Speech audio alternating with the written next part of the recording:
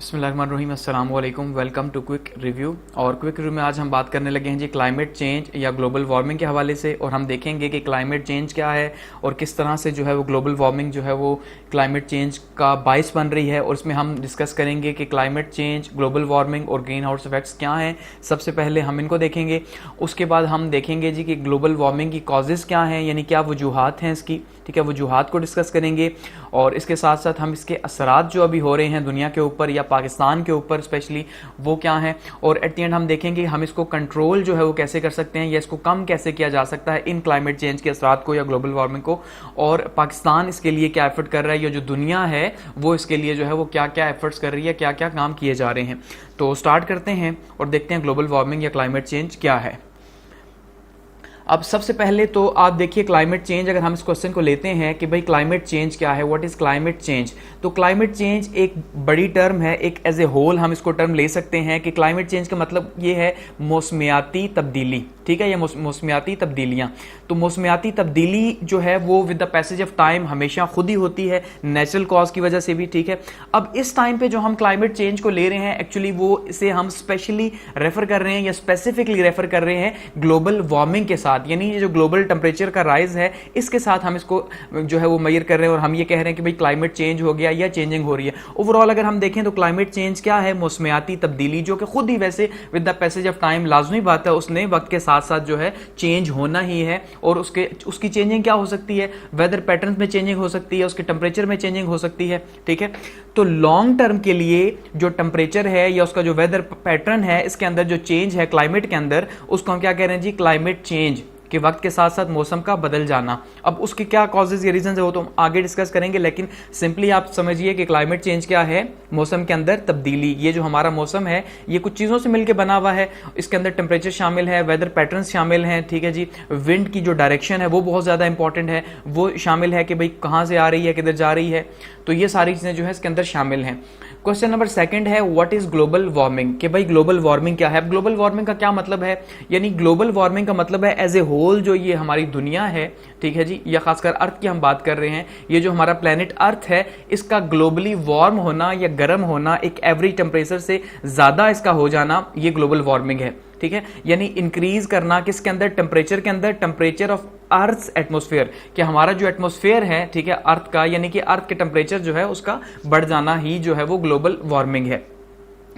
अब जैसे मैंने कहा क्लाइमेट चेंज तो एक प्रोसेस है, एक नेचुरल प्रोसेस है कि क्लाइमेट चेंज होना ही होना है, क्योंकि क्लाइमेट चेंज हो रहा है वक्त के साथ साथ। लेकिन अब क्लाइमेट चेंज के अंदर जैसे ग्लोबल वार्मिंग ने अपना रोल प्ले किया और बहुत तेजी से अब क्लाइमेट चेंज हो गया, तो ये जो ग्लोबल वार्मिंग है एक्चुअली में ये सबसे बेसिक कॉज है, ये हमारी जो क्लाइमेट चेंज हो रहा है पूरे का पूरा हमारी अर्थ का, तो उसके पीछे जो मेन कॉज हमें नजर आ रहा है वो है ग्लोबल वार्मिंग। अब ग्लोबल वार्मिंग किस वजह से है वो हम आगे उसको डिस्कस करेंगे। अब उसके इस ग्लोबल वार्मिंग के नतीजे के तौर पर क्या हो रहा है, देखिए ग्लोबल वार्मिंग के के तौर पे क्या हो रहा है कि 1.6 फ़ारेनहाइट के करीब या ऑलमोस्ट 0.9 डिग्री सेंटीग्रेड टेम्परेचर हमारी अर्थ का बढ़ चुका है। सिंपली आप इसे कह लें तो 1 डिग्री सेंटीग्रेड जो है वो हमारे अर्थ का जो टेम्परेचर है वो बढ़ चुका है। तो इसका मतलब ये है कि अगर हम सोलर सिस्टम के अंदर देखते हैं, अब अगर आप ये सोच सकते हैं कि यार 1% से क्या होगा, आपके दिमाग में एक क्वेश्चन आता होगा कि यार 1% से क्या है, 1% का क्या है, हम तो गर्मियों में 4-4, 5-5 डिग्री जब बढ़ जाता है या 10 डिग्री बढ़ता है तो हम उसे भी जो है वो कंट्रोल कर रहे होते हैं। तो देखिए हम अगर सोलर सिस्टम की बात करते हैं ना, ठीक है, तो हम देखते हैं सोलर सिस्टम के अंदर हर प्लेनेट जो है वो एक खास पोजीशन के ऊपर है। ये याद रखिएगा कि हमारे जो 8 प्लैनेट्स हैं वो सारे के सारे खास पोजीशन के ऊपर हैं। अब मरकरी और वीनस जो है, ठीक है जी, सबसे पहले जो मरकरी और वीनस हैं जो कि सन के करीब है, यहां पे लाइफ जो है वो पॉसिबल नहीं है, ठीक है। अब पॉसिबल क्यों नहीं है, क्योंकि सूरज के इतना ज्यादा करीब हैं कि यहाँ का टेम्परेचर बहुत ज्यादा है, एटमॉस्फेयर नहीं है। वो ऑलरेडी मैं डिटेल से जो है वो इसके अंदर बात कर चुका हूं ज्योग्राफी सीरीज के अंदर, इसलिए यहाँ पे डिस्कस नहीं करेंगे। सिंपली क्या है कि यहाँ पे लाइफ पॉसिबल नहीं है। और क्यों नहीं है, क्योंकि ये बहुत ज्यादा गर्म है, ठीक है। इसके बाद हमारी अर्थ आती है और अर्थ पे जो है वो लाइफ सिर्फ पॉसिबल है। अर्थ के बाद के जो अगले प्लैनेट्स हैं यहां पे भी लाइफ पॉसिबल नहीं है, क्योंकि ये बहुत ज्यादा ठंडे हैं। अब ये पहले बहुत ज्यादा गर्म है, गो के रात को वो भी ठंडे हो जाते हैं, टेम्परेचर वहां पे भी जो है वो एटमॉस्फेयर के अंदर ट्रैप नहीं होता, वो भी ठंडे हो जाते हैं। लेकिन हम ओवरऑल बात कर रहे हैं तो यहां पे लाइफ पॉसिबल नहीं क्योंकि ये गर्म है, और यहां पे लाइफ पॉसिबल नहीं क्योंकि ये ठंडे हैं। तो अर्थ हमारी एक ऐसी जगह पे है, खुदा ने इसको ऐसी जगह पे रखा है, ठीक है, कि यहाँ पे जो है ये ठंडी भी है गर्म भी है, यानी इस तरह से बैलेंस है कि उस बैलेंस में यहाँ पे लाइफ जो है वो पॉसिबल है, जिंदगी यहाँ पे मुमकिन है। अगर ये अपनी डायरेक्शन से यहाँ पे हट जाए, जो रेवोल्यूशन या रोटेशन इसकी आपको पता है दो तरह की जो है इसकी गर्दिश है, तो अगर ये अपनी जगह से हटती है और या तो या इसके थोड़ा सा करीब हो जाती है लेट सपोज, तो यहाँ पे इसका मतलब गर्मी इतनी ज्यादा हो जाएगी कि जो आइस कैप्स हैं वो पिघल जाएंगी। जब वो पिघलेंगी तो नतीजे के तौर पे क्या होगा कि ये भी ठंडा हो गर्म हो जाएगा, यहाँ पे लाइफ पॉसिबल नहीं होगी। इसी तरह से अगर ये यहाँ पे इस साइड पे थोड़ा हो जाए तो यहाँ पे ये इतना ठंडा हो जाएगा कि पूरी जैसे आइस एज का जमाना रहा तब भी यहाँ पे लाइफ पॉसिबल नहीं थी, क्योंकि बर्फ ही बर्फ थी हर साइड पे, तब भी पॉसिबिलिटी नहीं थी। तो इसका मतलब ये है कि ना इसका बहुत ज्यादा गर्म होना ना इसका ठंडा होना, ये दोनों कंडीशंस जो हैं हमारे लिए, इंसानों के लिए जो है वो सूटेबल नहीं है। तो अब हो क्या रहा है ग्लोबल वार्मिंग की वजह से, बजाय इसके ठंडा, क्योंकि ठंडे का जमाना अर्थ गुजार चुकी। जो आइस एज थे, दो आइस एज माने जाते हैं हिस्ट्री के अंदर, ठीक है, आइस एज 1 और आइस एज 2, कि वो बर्फ के जमाने थे और वो इंसान जो है वो गुजार चुका। वो कि उस टाइम पे वो प्री हिस्ट्री का जो इंसान था वो कुछ और था, तो वो गुजार चुका। लेकिन अब यहां पे ग्लोबल वार्मिंग की वजह से, ठीक है, क्या हो रहा है कि पूरे का पूरा जो अर्थ का टेम्परेचर है वो बढ़ रहा है, और 1 डिग्री सेंटीग्रेड बढ़ चुका है 18th सेंचुरी के बाद से, ठीक है, 18th जब इंडस्ट्रियल रेवोल्यूशन आया उसके बाद से खास करके। अब जब ये जैसे जैसे आगे बढ़ेगा, लेट सपोज आज से 100 साल की बात की हम बात करते हैं, तो इसका मतलब ये है कि 100 साल बाद ये मजीद जो है वो 1 डिग्री बढ़ सकता है सुकून के साथ, क्योंकि अगर इंडस्ट्रियल रेवोल्यूशन आया तो तब तो इतनी ज्यादा तरक्की भी नहीं थी, ये 1 डिग्री सेंटीग्रेड इंक्रीज हुआ। लेकिन अब हर साइड पे जो है वो आप देख लें क्या जो है वो किस तरह से डेवलपमेंट हो रही है, तो 1 डिग्री ये मजीद बढ़ता है, तो 2 डिग्री सेंटीग्रेड जब यहाँ पे बढ़ेगा तो यहाँ पे लाइफ कैसे पॉसिबल होगी और किस तरह से जो है यहाँ पे रहेंगे। और इसके अलावा सोलर सिस्टम में इसके अलावा कहीं पे लाइफ पॉसिबल भी नहीं है कि हम कहीं मूव कर सके। तो इसलिए ये बहुत ही सीरियस जो है वो टॉपिक है और इसीलिए इसको डिस्कस किया जाता है कि भाई 1.6 फ़ारेनहाइट या 0.9 डिग्री सेंटीग्रेड जो है वो टेम्परेचर इंक्रीज कर चुका है। अच्छा, अब सी लेवल भी जो है वो राइज हो रहे हैं, वो भी मुसलसल जो है उनकी बुलंदी हो रही है, क्योंकि जब आइस कैप्स वगैरह जो पिघल रही हैं तो उनके पिघलने की वजह से जो समंदर की सतह है या समंदर का जो पानी है वो बुलंद होगा, तो लाजमी बात उनकी सतह भी बढ़ेगी। तो साल के लिहाज से अगर हम बात करें तो 8 इंचेस जो है, ठीक है, वो मुसलसल बढ़ रही है। तो आप अंदाजा कर लें कि फिर ये कैसे जो है कितनी तेजी से कितनी फास्टली जो ग्लोबल वार्मिंग है ये अफेक्ट कर रही है हमारे पूरे के पूरे सिस्टम को। और इसका आगाज जो है वो कहां से हुआ, आगाज तो जब से अर्थ बनी अल्टीमेटली वहां से स्टार्ट हो गया, ठीक है। उसकी वजह यह है कि जब से कोई चीज बनती है तो उसके बाद उसका जवाल शुरू हो जाता है। ये अगर आपने अकाउंट्स में एक टर्म होती है, ठीक है, अकाउंटिंग के अंदर, उसको हम कहते हैं डेप्रिसिएशन। कि डेप्रिसिएशन क्या है कि जब भी कोई चीज बने उसके बाद बनने की डेट के बाद से जो है ना वो अब अपनी एक्सपायरी डेट की तरफ जाना स्टार्ट हो जाती है। तो इस पूरी कायनात के अंदर जो है जो भी चीज बनी है वो एक्सपायरी के लिए ही बनी है, ठीक है। तो इंडस्ट्रियल रेवोल्यूशन ने उसको सिर्फ फास्ट कर दिया। वो जो प्रोसेस था, वो जो चल रहा था, वो पहले से चल रहा था, लेकिन इसने क्या किया जी, उसको फास्ट कर दिया, तेज कर दिया। तो ये है ग्लोबल वार्मिंग। अच्छा, अब बात करते हैं ग्रीन हाउस इफेक्ट्स की, कि ग्रीन हाउस इफेक्ट्स क्या हैं। अब देखिए ग्रीन हाउस इफेक्ट्स क्या है, ग्रीन हाउस गैसेस हैं, ठीक है जी।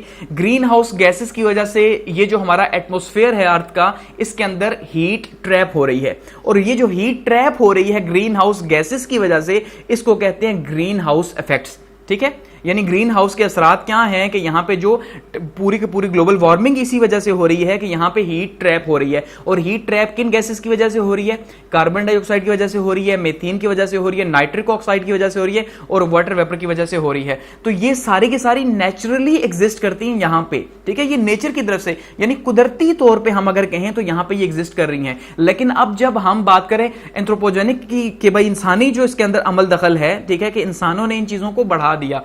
अब कार्बन डाइऑक्साइड नेचुरली मौजूद है, लेकिन इंसानों की वजह से उसकी इमिशन बहुत ज्यादा हो गई, मीथेन की बहुत ज्यादा, नाइट्रिक ऑक्साइड की बहुत ज्यादा। तो हर चीज अब इंसानों की वजह से जो है वो ह्यूमन कॉज की वजह से ज्यादा हो रही है, तो इस वजह से उसके असरात भी हमें ज्यादा देखने को मिल रहे हैं, ठीक है। तो यहां पे 3 क्वेश्चंस के हमने आंसर देखे कि क्लाइमेट चेंज क्या है। क्लाइमेट चेंज है मौसमियाती तब्दीली, यानी मौसम का टेम्परेचर जो है मौसम तब्दीली के अंदर उसके वेदर पैटर्न्स जो है चेंज हो रहे हैं तेजी के साथ। उसमें आप सबसे पहले एग्जाम्पल ये देखिए कि अब जो गर्मी है उसका दौरानिया एक तो बढ़ चुका है, जो सर्दी है उसका दौरानिया थोड़ा कम हो चुका है, ठीक है। दूसरा आप देखिए कि अचानक से जो है बारिशें स्टार्ट हो जाती हैं, और जब होती हैं तो बहुत ज्यादा हो जाती हैं, यानी अचानक से फ्लडिंग आ गई, नेचुरल डिजास्टर्स जो आ रहे हैं वो सारे क्लाइमेट चेंज की वजह से जो आ रहे हैं, तूफान जो आ रहे हैं बहुत से, ठीक है। तो ये सारी चीजें जो है ये वेदर पैटर्न्स में चेंजिंग की वजह से हो रही हैं कि अब जो है वो प्रिडिक्ट करना बहुत मुश्किल हो रहा है कि कब क्या होगा, ठीक है। अच्छा, ग्लोबल वार्मिंग क्या है? ग्लोबली जो है वो अर्थ के टेम्परेचर का ज्यादा हो जाना ग्लोबल वार्मिंग है, और इसके बहुत से कॉजेज हैं।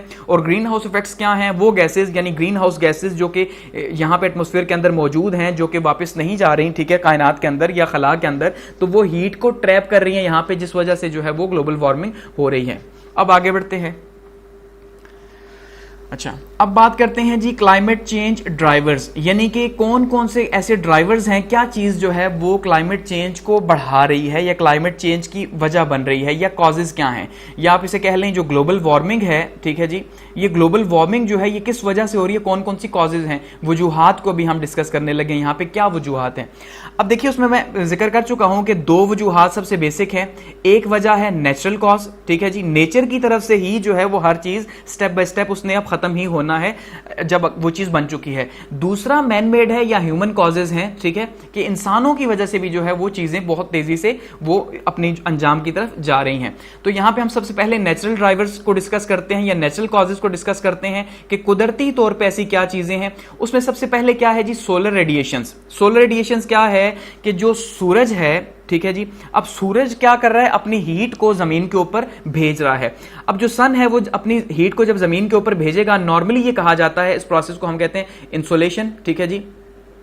अब ये जो इंसोलेशन का प्रोसेस है, इसमें क्या होता है कि जो सन है वो 100% अपनी हीट जो है वो अर्थ के ऊपर भेजता है, और उसमें से 50% या 51% हम कह लें कि 51% जो है अर्थ के सरफेस के ऊपर और यहां सी वाटर जो है उसके ऊपर ट्रैप हो जाती है, ये हीट जो सूरज भेज रहा है, ठीक है। और 100% में से तो बाकी जो है इसमें से 20% जो है या 19% हम इसे कह सकते हैं, या 20% के 20% जो है वो बादल जो है यहां पे एटमॉस्फेयर, उस एटमॉस्फेयर के अंदर ट्रैप हो रहे हैं, और 30% जो है वो वापस रिफ्लेक्ट हो रही है वापस, यानी हमारा जो एटमॉस्फेयर है या जो सरफेस है हमारी जमीन की, वो इस 30% को वापस भेज रही है। इसका मतलब 100% टोटल है जो हीट अर्थ को मिल रही है, उसमें से 51% जो है वो ट्रैप हो रही है अर्थ के ऊपर, अर्थ की सरफेस के ऊपर, 20% अर्थ के एटमॉस्फेयर में ट्रैप हो रही है। सो हम ये कह सकते हैं 71% हीट जो है वो ट्रैप हो रही है यहां पे, जो वापस नहीं जा रही, ठीक है जी, वापस नहीं जा रही।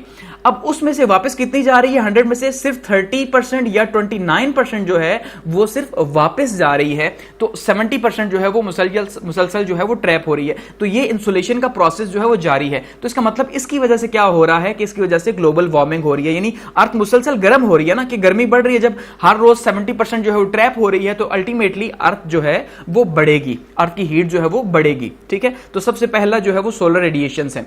दूसरा क्या है? Volcanic activities. अब वॉल्केनिक एक्टिविटीज भी कुदरती तौर पे हैं, यानी कि जो आतिशफिशां हैं, आतिशफिशां जो उनका फटना है, अब वो भी एक नेचुरल कॉज है कि नेचुरली जो है आतिशफिशां इरप्ट होते हैं, और उनकी इरप्शन की वजह से पूरे का पूरा जो टेम्परेचर है जमीन का या उस खास करके उस एरिया का, वो बहुत ज्यादा चेंज हो जाता है, और सिर्फ आर्जी तौर पर नहीं बल्कि सालों तक उसका टेम्परेचर जो है वो चेंज हो जाता है, ये जब वॉल्केनिक एक्टिविटी होती है, ठीक है। और वो भी सारे का सारा जो कार्बन डाइऑक्साइड है उसकी भी, वॉल्केनिक एक्टिविटी की भी, उसकी हीट भी सारी की सारी जो है वो ट्रैप हो जाती है एटमॉस्फेयर के अंदर। तो जब एटमॉस्फेयर के अंदर ट्रैप होगी तो वहां पे हीट जो है वो बढ़ेगी, वो ज्यादा होगी हीट। ये दूसरा नेचुरल कॉज है। तीसरा है सनस्पॉट। अब सनस्पॉट सूरज के अंदर धब्बे होते हैं, वो सूरज की जो सोलर हमने बात की था, सन का जो स्ट्रक्चर था उसके अंदर मैं ऑलरेडी डिस्कस कर चुका हूं डिटेल से कि सनस्पॉट क्या है, ठीक है, कि सनस्पॉट क्या है। अब वो सनस्पॉट जो है वो भी कॉज बन रहा है क्योंकि उसके अंदर एनर्जी बहुत ज्यादा है, और वो एनर्जी जब जमीन के ऊपर आती है तो वो ज्यादा नुकसान यहां पे हमारे लिए करती है, वो भी नेचुरल कॉज है, उसमें भी ह्यूमन कोई अमल दखल नहीं।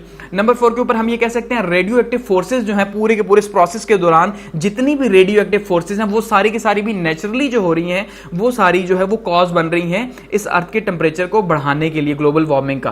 प्लेट टेक्टोनिक्स जो है वो बढ़ रही हैं, ठीक है जी। प्लेट टेक्टोनिक्स क्या है? अब ये भी मैं ज्योग्राफी में डिटेल से डिस्कस कर चुका हूं कि हमारी जो अर्थ है, ठीक है, ये प्लेट से बनी हुई है, या बड़ी बड़ी प्लेट्स हैं अर्थ के अंदर। जो अर्थ का हम स्ट्रक्चर देखते हैं, ठीक है जी, इनर स्ट्रक्चर देखते हैं, तो उसके अंदर क्या है? हमारे पास अर्थ की 3 तहें आती हैं, कोर, मेंटल और क्रस्ट, ठीक है।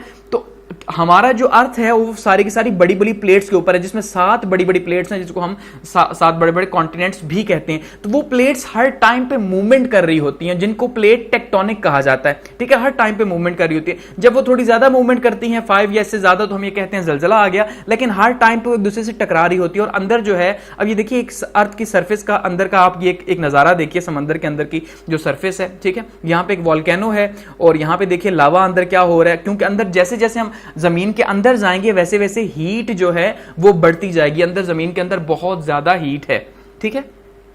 तो उसकी वजह से क्या है कि अंदर मुसलसल जो है वो प्रोसेस चल रहा है, उसकी वजह से जो है वो नेचुरली जो है एटमॉस्फेयर गर्म हो रहा है। नंबर 6 पे बात करें कार्बन डाइऑक्साइड की। कार्बन डाइऑक्साइड जो है ये नेचुरली भी है, ठीक है, और हमने जैसे कहा कि वो आर्टिफिशियली भी है। तो नेचुरली जो है, नेचुरली जो CO2 का इस एटमॉस्फेयर के अंदर मौजूद होना है, वो भी एक बहुत बड़ा कॉज है ग्लोबल वार्मिंग का। क्योंकि ये जो कार्बन डाइऑक्साइड है ये क्या करती है, ये हीट को, गर्मी को अपने अंदर जो है वो एब्जॉर्ब कर लेती है, जिस वजह से सबसे बड़ा हमें यहाँ पे नुकसान होता है, गर्मी बहुत ज्यादा है, ग्लोबल वार्मिंग ज्यादा हो जाती है। उसके बाद है मेथीन जी, ठीक है। मेथीन भी एक नेचुरल गैस है, नेचुरली भी है। इसके अलावा इंसान भी अब इसको जो है प्रोड्यूस कर रहे हैं, ये भी अपने अंदर हीट जो है वो ट्रैप करती है। इसके अलावा ये भी जो है वो ग्रीन हाउस गैसेस में शामिल है। और नंबर 8 पे है ओजोन। अब ओजोन भी दो तरह की होती है, एक है गुड ओजोन, एक है बैड ओजोन, ठीक है। गुड ओजोन क्या है? गुड ओजोन वो है जो सूरज की अल्ट्रा वायलेट रेज हैं उनको जमीन पे आने से रोकती है।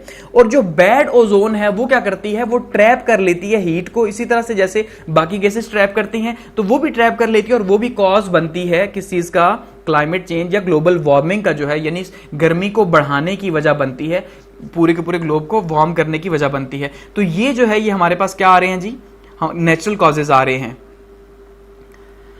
अच्छा, अब इसके बाद बात करते हैं जी मैन मेड ड्राइवर्स क्या हैं, यानी कि इंसानों ने जो पैदा किए या इंसानों की वजह से जो है जो सबसे ज्यादा खतरा है वो इंसानों की वजह से ही है। अब जाहिर बात है इंसानों ने पैदा भी करने हैं, क्योंकि इंसान जो अर्थ के ऊपर रह रहे हैं, तो अब ऐसा तो हो नहीं सकता कि कोई इंसान रह रहा भी हो और वो वहां पे कोई चीज यूज भी ना करे, ये भी पॉसिबल नहीं है। लेकिन गो के अब यहाँ पे एक टर्म आती है सस्टेनेबल या सस्टेनेबिलिटी, ठीक है जी। सस्टेनेबल डेवलपमेंट को हमने छोड़ा और हमने सिर्फ और सिर्फ तरक्की को जो है वो अपनाया, और उसके नतीजे के तौर पर 18वीं सेंचुरी जब इंडस्ट्रियल रेवोल्यूशन आया तो उसके बाद से ये ज्यादा तबाही हुई, क्योंकि हमने फिर एक ही साइड पे फोकस किया और वो डेवलपमेंट या पैसा कमाना ही जो है वो एक मेन कॉज रहा। उसमें देखिए सबसे पहला जो हमारे पास कॉज आता है वो है ग्लोबल वार्मिंग का, यहाँ पे ग्रीन हाउस गैसेस, ठीक है। अब ग्लोबल वार्मिंग यहाँ पे आप कह सकते हैं कि सारी की सारी एक्टिविटीज ही ग्लोबल वार्मिंग पैदा करती हैं, लेकिन उसमें जो है सबसे यही है कि जो इंसानों की एक्टिविटीज की वजह से जो ग्रीन हाउस गैसेज हैं उनमें जो इजाफा हो रहा है, ये सबसे बड़ा प्रॉब्लम है। कि अब देखिए कार्बन डाइऑक्साइड नेचुरली मौजूद है, मीथेन नेचुरली मौजूद है, सारी गैसेज नेचुरली मौजूद हैं, लेकिन जब हम उसके अंदर बहुत ज्यादा इजाफा कर रहे हैं इन ग्रीन हाउस गैसेज के अंदर, तो वो ज्यादा जो है वो प्रॉब्लम क्रिएट कर रही है ग्लोबल वार्मिंग के लिए। इसके अलावा डिफॉरेस्टेशन जो है, जंगलात का जो कटाव है, ये बहुत बड़ी वजह है। अब देखिए जंगलात आज से अगर 1000 साल पहले आप दुनिया देखेंगे तो 1000 साल पहले की तो शायद जंगल ही थे, और आज अगर आप देखेंगे तो आज क्या है कि आज आपको हर साइड पे डेवलपमेंट नजर आएगी, और कोई भी मुल्क जो है उसके अंदर इतने जंगलात नहीं है जितने के रिक्वायर्ड है या जितने होने चाहिए। हर साइड पे जो है वो जंगलात का कटाव लगा हुआ है और वहां पे डेवलपमेंट हो रही है, सोसाइटीज बन रही हैं, वहां पे प्रोजेक्ट स्टार्ट हो रहे हैं। तो ये जो जंगलात का कटाव है ये सबसे बड़ा प्रॉब्लम है, क्योंकि जब जंगलात नहीं होंगे तो नतीजे के तौर पर जो कार्बन डाइऑक्साइड है ये बहुत ज्यादा हो जाएगी। क्योंकि कार्बन डाइऑक्साइड यूज कौन कर रहा है? कार्बन डाइऑक्साइड यूज कर रहे हैं दरख्त अपनी खुराक बनाने के लिए, फूड बनाने के लिए, ऐसे ही है। तो जब ये खत्म हो जाएंगे तो कार्बन डाइऑक्साइड सबसे ज्यादा हो जाएगी, और वो जो एक नेचुरल साइकिल था वो सारे का सारा जो है वो डिस्टर्ब हो जाएगा, जो हो चुका है, और उसकी वजह से ये जो है वो मसले मसाइल हम देख रहे हैं ग्लोबल वार्मिंग के। अच्छा, लैंड का जो यूज है उसकी जो चेंजेस हैं, ठीक है जी, अब वो बहुत ज्यादा हो गई हैं। उस वजह से जो है अब देखिए उसमें हम इंसानों ने जो है वो पूरी की पूरी जमीन को या उसके स्ट्रक्चर को या हम जहां से चाह रहे हैं वहां पे हम डेवलपमेंट स्टार्ट कर रहे हैं, तो उस वजह से पूरी दुनिया ही जो है ये काम अब कर रही है, तो उस वजह से भी पूरा का पूरा असर जा रहा है। CFC जो गैसेज है, क्लोरोफ्लोरोकार्बन जिन्हें हम कहते हैं, ये सबसे ज्यादा खतरनाक है। दुनिया ने इसके ऊपर, ये खास करके यूनाइटेड नेशन के जो प्रोटोकॉल्स हैं उस पर जो है इसके ऊपर 1980 के बाद से जो है वो काम स्टार्ट हुआ क्लोरोफ्लोरोकार्बन के ऊपर, खास करके या हाइड्रोक्लोरोफ्लोरोकार्बन के ऊपर। तो ये सबसे मेन कॉज यहां पे है ग्रीन हाउस गैसेस का, कि सबसे ज्यादा ग्रीन हाउस गैसेस इन्हीं से जो है वो पैदा होती है। तो ये सारे के सारे लिंक करती हैं डेवलपमेंट से, कि जितनी भी हमने डेवलपमेंट की है उसके नतीजे के तौर पे जो हम फ्रिज वगैरह बना रहे हैं, जो ओवंस वगैरह बना रहे हैं, तो ये सारी चीजें जो क्लोरोफ्लोरोकार्बन जिनसे पैदा होते हैं, ये गैसेस पैदा होती हैं, तो वो सबसे ज्यादा बड़ा कॉज है। इसके अलावा कॉज क्या है जी? ओवर पॉपुलेशन है। इस टाइम पे दुनिया की आबादी है 8.4 अरब की, ठीक है। अब देखिए एक प्लेनेट है, अर्थ हम जिसको कह रहे हैं, अब इस अर्थ के ऊपर अगर 8 अरब लोग या 8.5 अरब लोग जो हैं वो रह रहे हैं, 8.5 अरब लोग, तो 8.5 अरब लोग इसके रिसोर्सेज को यूज भी कर रहे हैं, यहां पे गुर्बत भी है, उसकी वजह से एक्सप्लॉयटेशन भी है, एक पूरा का पूरा, यानी कोई भी चीज सस्टेनेबल नहीं है इस आबादी की वजह से, क्योंकि आबादी इतनी ज्यादा है। अब आबादी जितनी ज्यादा होगी, अब देखिए ये अर्थ को ही जो है वो इंसान खाना शुरू हो गए, और ऑब्वियसली अर्थ से ही खाएंगे क्योंकि यहीं पे सारी की सारी एक्टिविटीज होंगी, जितनी कमर्शियल एक्टिविटीज होंगी इसी अर्थ पे होंगी, तभी जाके कहीं सर्वाइवल होगा। तो इसका मतलब यह है इंसानों का या जो आबादी का बढ़ना है ये भी सबसे बड़ा प्रॉब्लम है, क्योंकि आबादी जैसे जैसे बढ़ेगी हर चीज बढ़ेगी, आबादी बढ़ेगी तो ऑब्वियसली उनकी नीड्स बढ़ेंगी, जब उनकी नीड्स बढ़ेंगी हर तरह से मल्टीपल नीड्स बढ़ेंगी, तो ये जो मल्टीनेशनल कंपनीज काम करती हैं ये डबल काम इन करेंगी। ठीक है, अगर पहले 100 लोगों को एक चीज चाहिए, ठीक है, तो अब अगर 1000 लोग हो चुके हैं तो उनको उसकी नीड्स चाहिए, फिर 1 लाख लोग हो चुके हैं तो उनकी नीड्स चाहिए। ठीक है, वो उनके लिए जो भी है, रोटी कपड़ा मकान है, जो खाने की चीजें हैं, जो पहनने की चीजें हैं, हर चीज उनको चाहिए। तो आबादी से ही हर चीज लिंक करती है अल्टीमेटली। ठीक है, इसके बाद फॉसिल फ्यूल्स जो है वो सबसे बड़ा कॉज है। अब देखिए अब 19वीं सेंचुरी के बाद से क्या हुआ कि सबसे ज्यादा फॉसिल फ्यूल जो है उनकी कंजम्पशन शुरू हो गई, और इस टाइम पे ब्लैक गोल्ड जो है वो कहा जाता है पेट्रोल को। तो आप देख लें ऑयल एंड गैस सेक्टर के अंदर कितनी ज्यादा जो है वो डेवलपमेंट हो रही है और कितना उसका जो है वो यूज किया जा रहा है। ये सबसे बड़ा प्रॉब्लम, सबसे ज्यादा जो है वो कार्बन डाइऑक्साइड ये पैदा कर रहे हैं। अच्छा, ओजोन डिप्लेशन जो है उसकी वजह से हीट आ रही है जो ओजोन की, अब गो के वो रिकवर भी हुई है लेकिन ऑब्वियसली उतनी रिकवर नहीं हुई जो नेचुरल मौजूद थी, तो उसकी वजह से भी यहां पे जो है वो हीट ज्यादा हो रही है। तो ये डायरेक्टली जो है वो मैन मेड ड्राइवर्स हैं। आगे बढ़ते हैं, मजीद जो है इनको डिस्कस करते हैं और इकोनॉमिक ड्राइवर्स की बात करते हैं कि भाई हमने जो ये माशी तरक्की की है या जो माशी तरक्की की हमारी एक रेस है, उस रेस की वजह से कितना ज्यादा प्रॉब्लम पैदा हुआ। देखिए इस टाइम पे हम दुनिया को 3 हिस्सों के अंदर तकसीम करते हैं और हम कह रहे हैं कि भाई दुनिया जो है, एक वो वर्ल्ड है जो वेस्टर्न कंट्रीज हम जिन्हें कहते हैं, हम कहते हैं जी वो जो है वो डेवलप्ड कंट्रीज हैं। ठीक है, दूसरी वो दुनिया है जिसको हम ईस्टर्न दुनिया भी कह सकते हैं जो कि डेवलपिंग है, जो कि इस टाइम पे डेवलप हो रही है, और तीसरी को हम कहते हैं वो थर्ड वर्ल्ड है जो अफ्रीका कंट्रीज है खास करके। ठीक है, हम कहते हैं वो थर्ड वर्ल्ड है, वो बहुत पीछे है। तो इसका मतलब ये है कि अभी दुनिया की बहुत बड़ी आबादी जो है उसने इन रिसोर्सेज को इस्तेमाल ही नहीं किया, तो भी आज इस टाइम पे हम ग्लोबल वार्मिंग की वजह से है जो है वो क्लाइमेट चेंज हुआ, और क्लाइमेट चेंज की वजह से हम इतने ज्यादा चैलेंजेस देख रहे हैं। तो ऑब्वियसली अभी तो इन्होंने भी, हम इन्हें रोक नहीं सकते कि यार क्योंकि क्लाइमेट चेंज है तो आप अपनी डेवलपमेंट को स्टॉप कर दो, आप खाना छोड़ दो, आप अपनी इस्तेमाल की चीजें छोड़ दो, ऐसा पॉसिबल नहीं है। तो अल्टीमेटली हम जो है वो मजीद इन चीजों की तरफ बढ़ रहे हैं। तो उसका जो सबसे मेन ड्राइवर है वो इकोनॉमी ही है एक्चुअली में, कि आज हर चीज इकोनॉमी के ऊपर ही बेस करती है। सबसे पहली चीज क्या है, उसके अंदर ग्लोबलाइजेशन है। ये जो पूरी दुनिया जो ग्लोबलाइज हो चुकी है या ग्लोबल विलेज जो बन चुकी है, तो इस ग्लोबल विलेज की वजह से हो क्या रहा है कि अब बहुत ज्यादा जो है वो इकोनॉमिक एक्टिविटीज हो रही हैं, बहुत ज्यादा, और जो कैपिटलिज्म है, ठीक है, सरमायादारी जो है वो बहुत ज्यादा बढ़ रही है। और सरमायादार को हमेशा एक ही चीज से कंसर्न होता है और वो होता है पैसे से कंसर्न, उसको एनवायरमेंट से कोई कंसर्न नहीं होता। इसी वजह से सस्टेनेबल डेवलपमेंट यहां पे हमें देखने को नहीं मिलती। दूसरा हम देखते हैं तो क्या हो रहा है जी, जो लैंड है उसके ग्रीन एरियाज जो कम हो रहे हैं। पीछे भी डिस्कस कर चुका हूं कि जब डिफॉरेस्टेशन हो रही है और एफॉरेस्टेशन नहीं हो रही, तो नतीजे के तौर पे क्या है कि जब हम 10 दरख्त काट रहे हैं उसके बदले में शायद एक भी मुश्किल से लगा रहे हैं, तो फिर वहां पे क्या होगा, जब जंगलात होंगे नहीं तो ये सारे का सारा जो है वो क्लाइमेट चेंज होगा। इंडस्ट्रियल रेवोल्यूशन के बाद सबसे ज्यादा प्रॉब्लम पैदा हुआ, क्योंकि जैसे इंडस्ट्रियल रेवोल्यूशन आया, ठीक है, 18वीं सेंचुरी के अंदर, तो उसके बाद से चीजें जो हैं वो चेंज हो गई कि पहले वो इंसान जिसकी ग्रोथ बहुत स्लो थी, अब इंडस्ट्रियल रेवोल्यूशन ने, मशीनों ने हर चीज को बहुत फास्ट कर दिया और हर चीज को जो है वो कैलकुलेट किया फिर पैसे से। तो इन कैपिटलिस्ट लोगों ने क्या किया, पैसों के लिए जो है वो मजीद इंडस्ट्रीज लगाई और आज दुनिया इस हाल पे पहुंची भी है।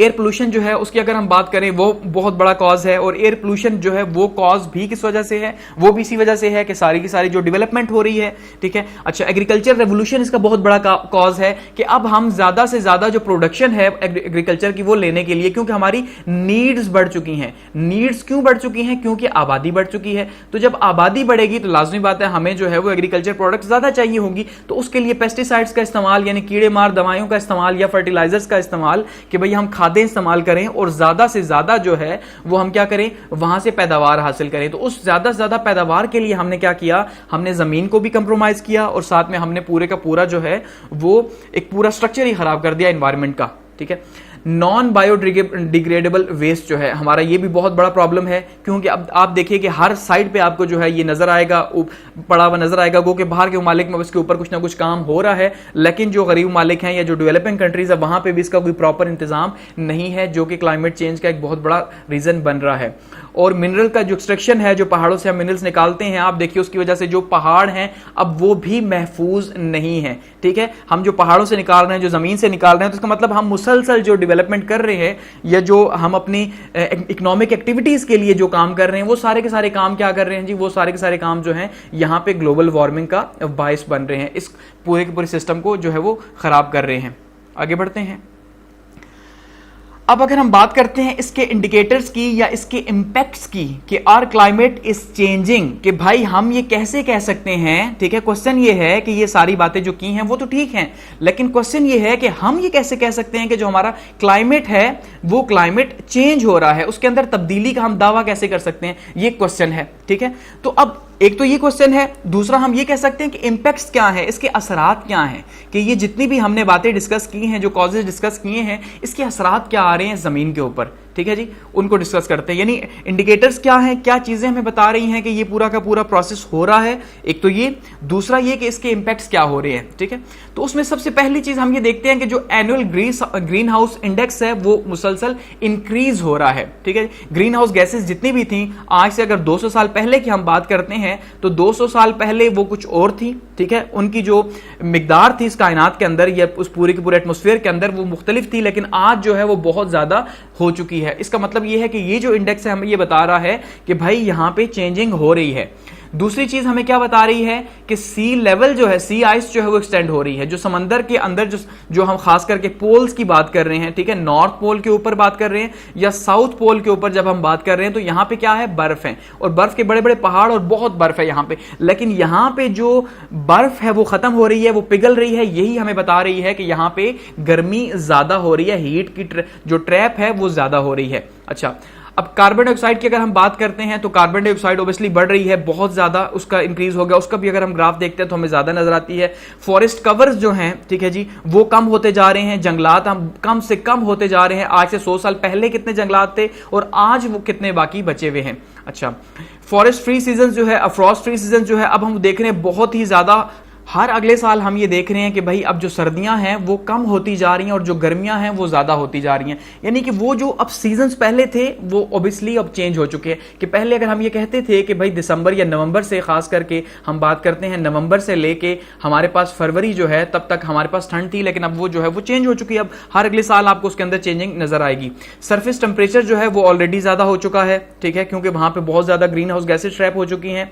अच्छा, ओशन के अंदर अगर हम बात करें तो वहां तो अब जो क्लोरोफिल कंसंट्रेशन है ये भी कम हो रही है, क्योंकि जैसे जैसे टेम्परेचर बढ़ेगा, ठीक है, वैसे वैसे ये कम होगी। और उसके नतीजे के तौर पे क्या है कि जो पूरी की पूरी लाइफ है समंदर की, ठीक है, समंदर के अंदर जो है वो सारी अफेक्ट होगी। अब यहाँ पे आप देखिए इस पिक्चर के अंदर ये आपको वाजे दिखाई दे रहा है कि यहाँ पे क्या हालात बन रहे हैं, किस तरह से यहाँ पे पहले आइस कैप्स मौजूद थी, लेकिन आज ये आइस कैप्स मौजूद नहीं है। कि आज से अगर हम 40 साल या 50 साल पहले जाएं तो ये पूरे का पूरा जो एरिया था, ये जो आपको दिखाई दे रहा है ग्रीन कलर का, ये भी जो है ये बर्फ से ढका हुआ था। लेकिन इसका मतलब ये यहाँ पे टेम्परेचर इसकी वजह से नॉर्मल था। यहाँ के साथ वाले समंदरों में भी जो ओशन करंट्स थे वो भी नॉर्मल थे, कि ओशन करंट्स का पर्पस ही ये था कि जहां पे टेम्परेचर जो है वो ज्यादा है तो उसको कम, जहां पे कम है तो उसको ज्यादा, वो इस तरह से जो है वो नेचर ने मैनेज किया हुआ था। लेकिन अब इस वजह से कि अब जब गर्मी ज्यादा हो गई है, ग्लोबल वार्मिंग ज्यादा हो गई है, बर्फ पिघल रही है, तो अल्टीमेटली अब ओशन करंट्स भी जो है वो क्या है, उनका भी वो पूरे का पूरा टेम्परेचर का जो असर है वो चेंज होता जा रहा है,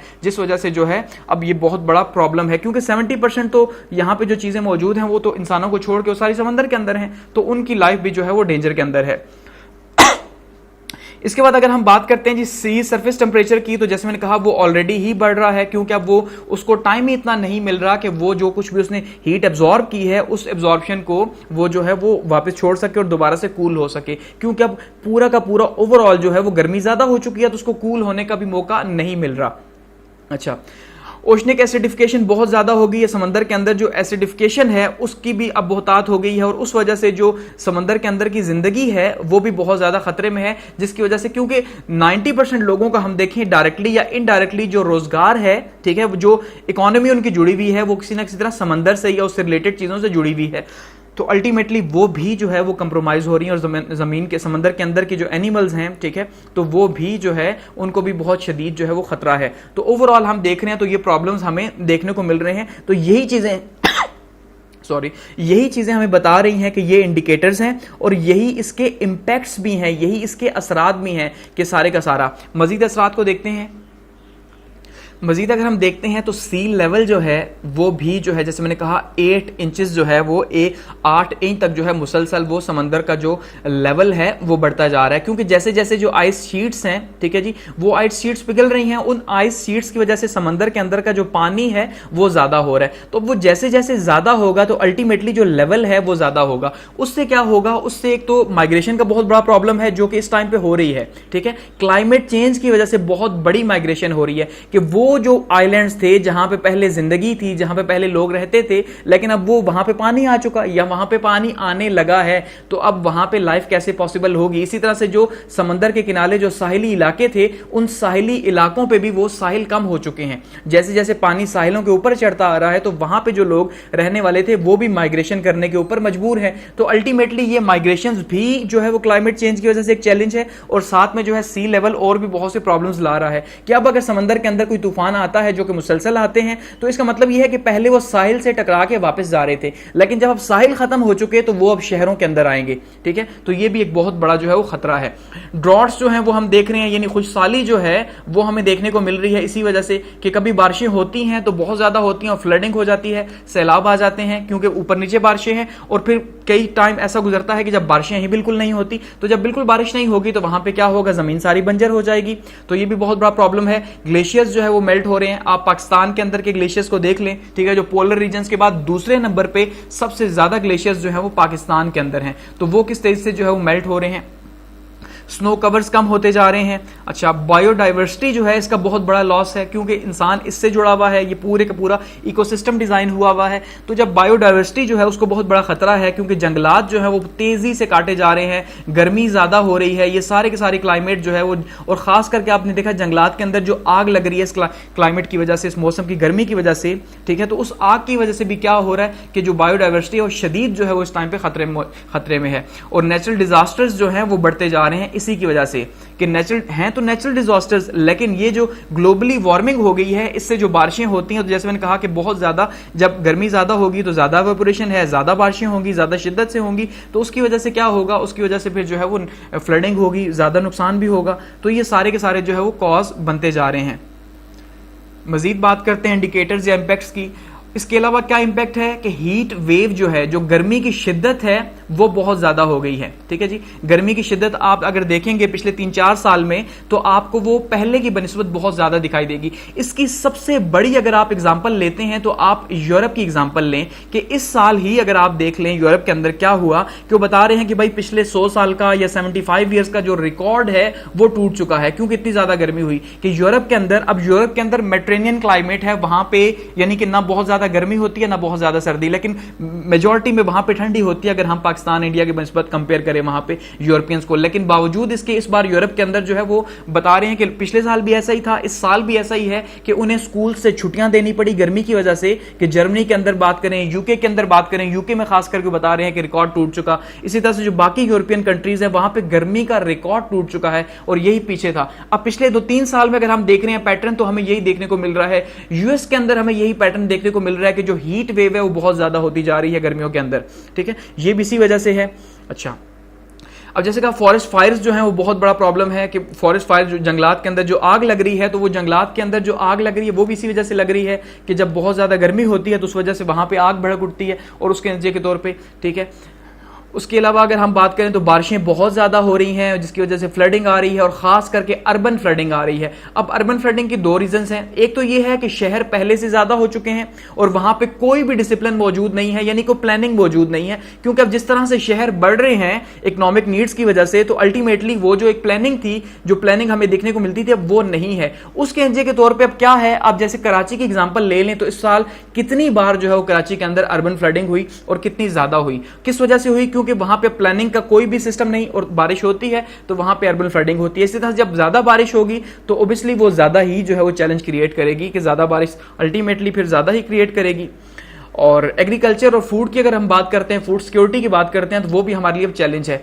क्यों? क्योंकि ये जितने भी जो एनवायरनमेंट के असरात हैं, ठीक है जी, ये सारे के सारे ग्लोबल वार्मिंग के एनवायरनमेंट के असरात हैं, ये सारे के सारे अल्टीमेटली फूड सिक्योरिटी की तरफ हमें लेके जा रहे हैं, ठीक है। इस साल भी ये जो 2022 है, इसकी हम अगर बात करें तो ये कहा जा रहा है कि भाई इंसान जो है बहुत ही ज्यादा जो है वो फूड सिक्योरिटी की तरफ अब उसको प्रॉब्लम फील होंगे, खास करके जो यूक्रेन की वॉर भी लगी हुई है, तो आने वाले 3-4 माह या इसके बाद जो टाइम होगा तो उसमें हमें यहाँ पे ये प्रॉब्लम भी देखने को मिलेगा कि एग्रीकल्चर में भी लॉस होगा, ठीक है। ये पूरे का पूरा जो चेंजिंग हुई है इस वजह से बहुत से प्रॉब्लम्स हो रहे हैं। तो ओवरऑल जो है इसके बहुत ज्यादा इंपैक्ट्स हैं, और यही जो इंपैक्ट्स हैं यही इसके इंडिकेटर्स भी हैं कि भाई क्लाइमेट चेंज हो रहा है, ग्लोबल वार्मिंग एक रियलिटी है। अब बात करते हैं जी इसके मजीद इंपैक्ट्स की, कुछ मजीद इंपैक्ट्स क्या हो सकते हैं या क्या हो रहे हैं। उसमें हम देखिए वाटर पोल्यूशन जो है बहुत ज्यादा हो चुकी है। अच्छा जी, जो एरिड एरियाज हैं वो बहुत ज़्यादा हैं, क्योंकि वो जो खुशहाली है तो उसकी वजह से अब क्या हो रहा है कि खुशहाली की वजह से जो है वो एरिड एरियाज जो है बंजर ज़मीनें ज़्यादा हो रही हैं, सॉइल इरोजन बहुत ज़्यादा हो रही है, जब फ्लडिंग होगी तो सॉइल इरोजन होगी, ठीक है। अच्छा, सीजनल चेंज बहुत ज़्यादा हो रहा है। अच्छा जी, एक्सट्रीम वेदर कंडीशंस जो है बहुत ज़्यादा हो रही हैं, चेंज जो है पैटर्न्स हो रहे हैं उसके अंदर, ओशन करंट्स के अंदर, और ओशन करंट्स जो हैं ये बहुत इंपॉर्टेंट रोल प्ले करते हैं, ये ऑलरेडी मैं डिस्कस कर चुका हूँ, ये भी प्रॉब्लम है। अच्छा जी, वाटर टेबल जो है वो या तो कम हो रहा है या ज़्यादा हो रहा है, ज़मीन के अंदर कम हो रहा है और बाहर जो है समुद्रों के अंदर ज़्यादा हो रहा है। मैस वेस्टिंग जो है उसका बहुत बड़ा प्रॉब्लम है। अच्छा जी, फ्लड्स का बहुत बड़ा प्रॉब्लम है। इन्वायरमेंटल रिफ्यूजीज जैसे मैं आपको एक्सप्लेन कर चुका हूं कि ये एक बहुत बड़ा प्रॉब्लम बनता जा रहा है, और आने वाले, अभी क्योंकि आगाज है इसका, तो आने वाले जो साल हैं इनमें ये बहुत ज़्यादा हो जाएगा, ये मजीद जो है वो बढ़ेगा। अच्छा, आल्टरिंग ऑफ शोर लाइंस जो है ये भी इसी वजह से हो रहा है कि जो साहिली पट्टियां थी, ठीक है जी, वो साहिली पट्टियां सारी की सारी अब जो है वो कम होती जा रही हैं, वो जो है वो पानी जो है उसका जो टेबल है वो ऊपर आता जा रहा है। एसिड रेन्स जो है वो अब प्रॉब्लम हो चुका है, इतनी ज्यादा इंडस्ट्री है, एटमॉस्फेयर के अंदर जो ये गैसेस ट्रैप हो रही हैं, तो अल्टीमेटली जब बारिश नीचे लेके आएगी उन्हें तो सारे के सारा एसिड रेन है और वो फिर अपना लॉस करेगा। फूड सिक्योरिटी के इश्यूज हैं, तो ये कुछ मजीद जो हैं इसके इश्यूज हैं। अब बात करते हैं जी कि कैसे जो है वो इसको काउंटर किया जाए। क्लाइमेट चेंज तो है, ठीक है, ग्लोबल वार्मिंग है, और ग्लोबल वार्मिंग की वजह से क्लाइमेट चेंज का प्रोसेस भी तेज हो रहा है। तो सवाल ये है कि इसको काउंटर कैसे किया जाए, कैसे इसको कंट्रोल किया जाए। अब एक बात याद रखिएगा, जितने भी इन्वायरमेंटल प्रॉब्लम्स हैं, ये इन्वायरमेंटल प्रॉब्लम्स सारे के सारे कभी भी खत्म नहीं किए जा सकते, ये याद रखिएगा, क्योंकि ये लिंक या ये बहुत बड़े पैटर्न के ऊपर हैं, एक तो बहुत बड़े लेवल के ऊपर, दूसरा ये जुड़े हुए इंसानों से। तो इनको खत्म करने का मतलब इंसान अपनी एक्टिविटीज खत्म कर दे, तो ये तो पॉसिबल किसी सूरत नहीं है। तो फिर क्या किया जा सकता है? फिर किया ये जा सकता है कि इनको कंट्रोल किया जा सकता है, इनकी शिद्दत को कम किया जा सकता है। सिर्फ यही सोल्यूशन है, इनकी शिद्दत को कम करना। और वो क्या है, वो हम प्रोसेस करके, और खास करके उसमें सबसे इंपॉर्टेंट चीज जो है वो सस्टेनेबल डेवलपमेंट है, ठीक है जी। सस्टेनेबल डेवलपमेंट क्या है? एक ऐसी डेवलपमेंट या एक ऐसी तरक्की कि जिसमें जो है हम सबसे इंपॉर्टेंट चीज क्या रखें जी, कि हमारे पास जो इन्वायरमेंट है वो सबसे सुप्रीम हो, क्योंकि जो इन्वायरमेंट है वो जुड़ा हुआ है इकोनॉमी के साथ, ठीक है, और इकोनॉमी जुड़ी हुई है सोसाइटी के साथ। तो ये सारे का सारा जो सोसाइटी है इसकी नीड्स हैं, क्या नीड्स हैं? इकोनॉमिक नीड्स हैं। अगर इकोनॉमिक नीड्स हैं तो अल्टीमेटली सोसाइटी की ही नीड्स इन्वायरमेंट भी है, ठीक है। तो ये जो ट्रायंगल हमारे पास बन रहा है, ठीक है जी, एक साइड पे इन्वायरमेंट है, दूसरी साइड पे इकोनॉमी है और सोसाइटी है, तो ये तीनों जब बैलेंस होके चलेंगे, यानी हमने अगर 10 दरख्त काटे हैं, कहीं पे हम जंगलात काट रहे हैं, तो अल्टीमेटली हमें कहीं पे लगाने भी हैं, तब जाके सस्टेनेबल डेवलपमेंट होगी, जो अभी तक नजर नहीं आती। तो इसमें देखिए कंट्रोल करने के दो तरीके हैं, एक है मिटिगेशन, दूसरा है एडॉप्टेशन। कि अब मिटिगेशन का मतलब क्या है, इसकी शिद्दत को हम कम कैसे कर सकते हैं, और एडॉप्टेशन का मतलब क्या है कि हमें कुछ चीज़ों को जो है वो अडॉप्ट करना पड़ेगा और कुछ चीज़ों के साथ हमें मैनेज करना पड़ेगा।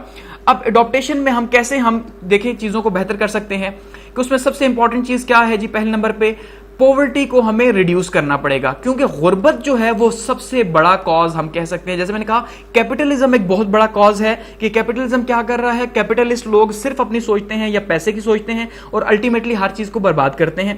तो अब गुर्बत जो है ये एक बहुत बड़ा कॉज है, कि गुर्बत की वजह से ये पूरे का पूरा एनवायरमेंट के ऊपर प्रेशर है, कि जो जहां पे जो है जिस तरह से एक्सप्लॉइट कर रहा है जमीन को, एनवायरमेंट को, जंगलात को काट के लेके जा रहा है, अपने फायदे के लिए यूज कर रहा है, ठीक है जी। तो ये सारे का सारा प्रॉब्लम जो है, अगर हम गुर्बत को काउंटर करते हैं, लोगों को गुर्बत से उठाते हैं, तो ये प्रॉब्लम कम हो सकता है एडॉप्टेशन के अंदर। नंबर 2 पे हम क्या कह सकते हैं जी, लोअरिंग इनएडिक्वेट ऑफ रिसोर्सेज, कि ये जो रिसोर्सेज हैं या नेचुरल रिसोर्सेज हैं या दूसरे रिसोर्सेज हैं, इनकी अगर हम तकसीम को बैलेंस कर दें किसी तरह से, तो तब भी हमारा प्रॉब्लम कम हो जाए, क्योंकि गुर्बत कम होगी अल्टीमेटली। तो ये जो तकसीम है इससे भी हम बेहतर कर सकते हैं। इसके अलावा हम इंफॉर्मेशन को फैला सकते हैं, ये बहुत इंपॉर्टेंट है, लेकिन उसके लिए हमें तालीम के ऊपर फोकस करना होगा। तो जैसे हम कह रहे हैं थर्ड वर्ल्ड कंट्री जो है या जो डेवलपिंग कंट्रीज है, वहां पे तो अभी 100% हमें कहीं पे एजुकेशन देखने को नहीं मिलेगी। तो इसका मतलब ये है कि हमें इसके ऊपर भी बहुत बड़ा काम करना है कि लोगों को एनवायरनमेंट के मुतालिक आगाही देना। इसके अलावा क्या हो सकता है, इंप्रूविंग इंफ्रास्ट्रक्चर, कि हम इंफ्रास्ट्रक्चर को बेहतर करके अपने एनवायरनमेंट को बेहतर कर सकते हैं। ठीक है, अच्छा नंबर 5 क्या है जी, ड्रॉट टॉलरेट क्रॉप्स, एक ऐसी क्रॉप हम पैदा करें जो कम पानी इस्तेमाल करें, ठीक है जी, और कम पानी में जो है या मौसम की जो सख्तियां हैं उन सख्तियों को बर्दाश्त कर सके, तो उसके अकॉर्डिंगली हम जो है अपनी क्रॉप्स को यहाँ पे यूज कर सकते हैं या उगा सकते हैं। अच्छा, मॉडर्न इरिगेशन जो है हमें यूज करनी पड़ेगी। मॉडर्न अब देखिए अब पैटर्न क्या है, जैसे पाकिस्तान की ही अगर हम बात करें या जो जितने भी डेवलपमेंट कंट्रीज हैं वहां पे आपको ज्यादातर पैटर्न दिखाई देगा कि भाई पानी है तो बस पानी लगा दो, ठीक है, वो उसमें कोई काउंटिंग नहीं है क्योंकि इतने बड़े बड़े खेत हैं, क्या काउंटिंग हो। लेकिन अब मॉडर्न इरिगेशन जो है वो वैसी नहीं है, वो बताते हैं कि भाई यहाँ पे कितना आपने जो कुछ भी लगाया हुआ है उसको कितना पानी चाहिए, और उसी स्केल के हिसाब से पानी वहां पे दिया जाता है।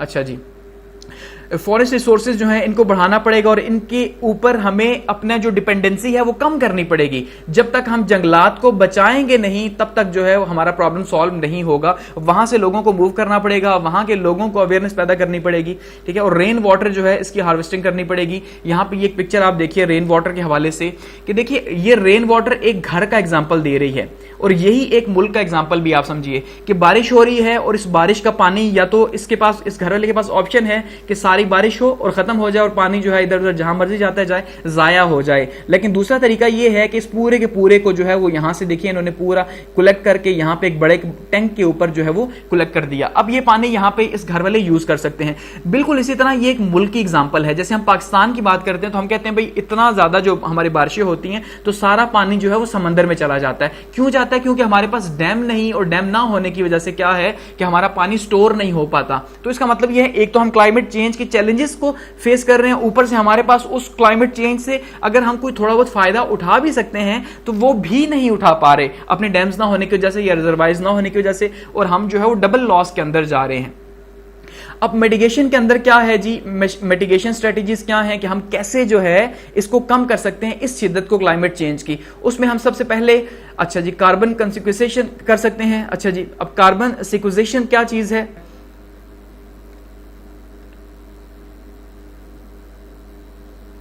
हैं कि जो है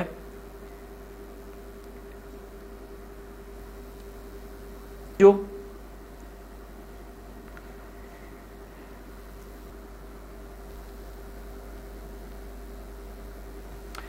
तो ये सारे के सारे जो है वो ग्लोबल इनिशिएटिव्स हैं, ठीक है, यानी कि हम ये कह सकते हैं 5 मेजर ग्लोबल इनिशिएटिव्स हैं और पाकिस्तान भी जो है वो 5 मेजर ही जो है वो इसके ऊपर भी पाकिस्तान भी काम कर रहा है किसी न किसी लेवल पे। यूएन का मेंबर होके नेशनल क्लाइमेट चेंज पॉलिसी के हवाले से बिलियन ट्री सुनामी का प्रोजेक्ट करके, इसके अलावा ग्रीन पाकिस्तान के हवाले से अगर हम देखें कैबिनेट की कमेटी जो बनी हुई है उसके हवाले से, या न्यू सीड्स के हवाले से, या फॉरेस्ट प्रिजर्वेशन के हवाले से, या एफॉरेस्टेशन के हवाले से पाकिस्तान भी काम कर रहा है। और जैसे मैंने कहा कि क्योटो प्रोटोकॉल के बाद से 1997 के बाद से प्रॉपरली इसको टाइम दिया गया और 1980 में इसको सबसे पहले सस्टेनेबल डेवलपमेंट को डिस्कस किया गया कि किस तरह दुनिया सस्टेनेबल डेवलप की तरफ बढ़ सकती है ताकि ये जो है ये क्लाइमेट के चैलेंजेस कम किए जा सके। फिर पेरिस एग्रीमेंट भी उस हवाले से हम देखते हैं कि वो भी हमें देखने को मिलता है, और अभी COP26 जैसे हो चुका है तो वो मुसलसल मीटिंग्स जारी हैं क्लाइमेट के ऊपर। तो अगर हम इसे काउंटर नहीं करेंगे तो ग्लोबल वार्मिंग बढ़ेगी, क्लाइमेट चेंज बढ़ेगा और हमारे लिए ये मसले मसाइल पैदा करेगा। और हम इसी तरह से जो अभी देखें आप फ्लडिंग हुई पाकिस्तान के अंदर और अभी ये प्रोसेस जारी है। आप बलोचिस्तान के अंदर देखिए तो ऑलमोस्ट जो है वो 250 लोग जो है वो सरकारी जराये के मुताबिक, कि सरकारी बहुत कम होता है तो सरकारी जराये के मुताबिक 250 लोग अभी तक जो है वो मर चुके हैं इन आफात के अंदर। तो आप अंदाजा करें कि वहां पे तबाही हो चुकी है, उसका पूरे बलोचिस्तान का जो राब्ता है वो कट चुका है फ्लडिंग की वजह से। तो इतनी ज्यादा फ्लडिंग के पीछे क्या है? ये सारा ग्लोबल वार्मिंग और क्लाइमेट चेंज ही है। और at the end thanks for watching.